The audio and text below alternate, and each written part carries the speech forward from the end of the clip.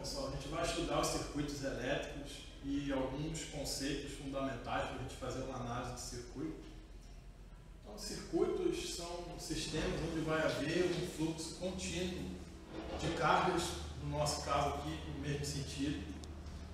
Então, são caminhos contínuos de condução percorridos pela corrente elétrica. Bom, essa corrente, então, ela vai ser simbolizada pela letra I.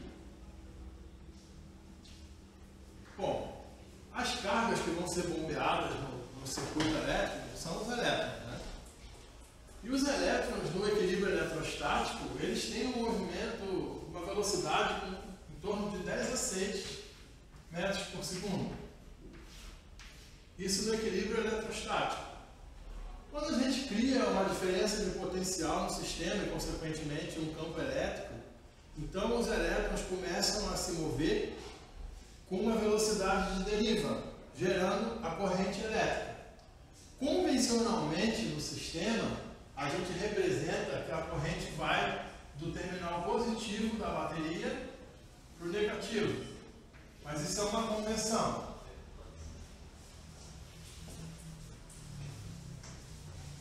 Bom, é importante a gente saber identificar os componentes no circuito elétrico. Então, o primeiro, a bateria ou fonte de tensão, representada pelos seus terminais positivo e negativo, que a partir do momento que ela for acionada, vai gerar uma diferença de potencial e, consequentemente, uma força eletromotriz que vai gerar trabalho sobre os elétrons, então vão ser bombeados pelo sistema. Resistores e capacitores. Bom, a gente vai ver também dois tipos de circuito, tá? Que tem dispositivos em paralelo e dispositivos em série. Quando você tem dispositivos em paralelo, como aqui no quadro está sendo desenhado dois resistores em paralelo, a corrente ela pode seguir por mais de um caminho. E daí, nesse caso, ela vai obedecer à lei dos nós. A corrente total vai ser a soma dos ramos das correntes. E a diferença de potencial, ela vai ser a mesma nos dispositivos. Bom, já no circuito em série, a corrente ela só tem um caminho para ser percorrido. E a diferença de potencial é a soma das diferenças de potenciais dos dispositivos. Outra coisa que a gente vai observar no nosso análise de sistemas é que dispositivos em série e em paralelo, eles podem ser substituídos por dispositivos equivalentes. Então, no caso aqui, a gente tem um circuito com duas malhas e os resistores 2 e 3, eles estão em paralelo. Nesse caso, para simplificar a análise do nosso circuito, a gente pode substituir por um resistor equivalente. A mesma coisa aqui no circuito, onde nós temos 3 capacitores em série, C1, C2 e C3, eles podem ser substituídos por um capacitor equivalente.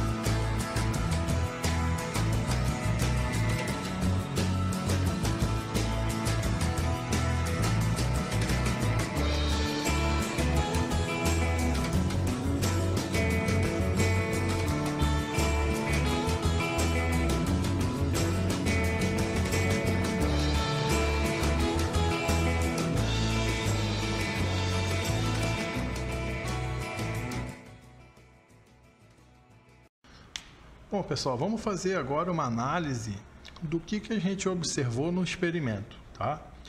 Então, no primeiro experimento, a gente montou um circuito com resistores em paralelo, tá? Que eu vou chamar aqui de R1 e R2. Então, a tensão aplicada foi de 5 volts, tá? Bom, vamos calcular a corrente teórica total no circuito desse experimento, tá? Bom, a gente sabe, foi informado para nós que os resistores 1 e 2 eles são iguais, tá? Eles têm a resistência de 1 kΩ, que a gente consegue ler neles, tá? Com 5% de erro, tá? Bom, esses resistores colocados em paralelo, para facilitar a conta do cálculo da corrente, tá? A gente pode substituir por um resistor equivalente, tá? Então, no caso, a soma dos inversos das resistências vai ser o inverso do resistor equivalente, tá? Então, por uma simples substituição, se eu sei que o valor teórico deles de resistência é 1 kΩ, tá? Então, eu tenho aqui, ó, 1 sobre o resistor equivalente é igual ao somatório das resistências. Então, tá? Isso vai me dar o valor de 500 ohms para o meu resistor equivalente, tá? Bom, então, eu posso então calcular a corrente, tá? Chegando ao valor teórico de 1 vezes 10 a menos 2 amperes. Esse seria o meu valor teórico. A gente viu lá com o amperímetro que a nossa corrente total é de 1,3 vezes 10 a menos 2. Então, a gente vê que tem uma aproximação entre o valor teórico calculado no circuito aqui, no papel, e o valor observado no nosso experimento. Tá? Passando para o segundo experimento, a gente colocou 2 resistores em série. Tá? Bom, então eu chamei esses resistores aqui de R1 e R2. Tá? Sendo que eles são iguais ao experimento em paralelo. Então, as resistências teóricas deles são de 1 kΩ. Tá? Bom, para facilitar o cálculo da corrente teórica, então, nós novamente vamos fazer uso do resistor equivalente. Tá? Então, o resistor equivalente vai ter uma resistência igual à soma das resistências individuais. Então, o resistor equivalente vai ser 1 kΩ mais 1 kΩ, vai dar 2 kΩ, isso são 2.000 ohms. Tá? De posse desse dado, então, considerando a corrente, a diferença de potencial aplicada, eu posso calcular a corrente. Tá? Então, isso vai me dar a corrente de 2,5 vezes 10 a menos 3 amperes teórica.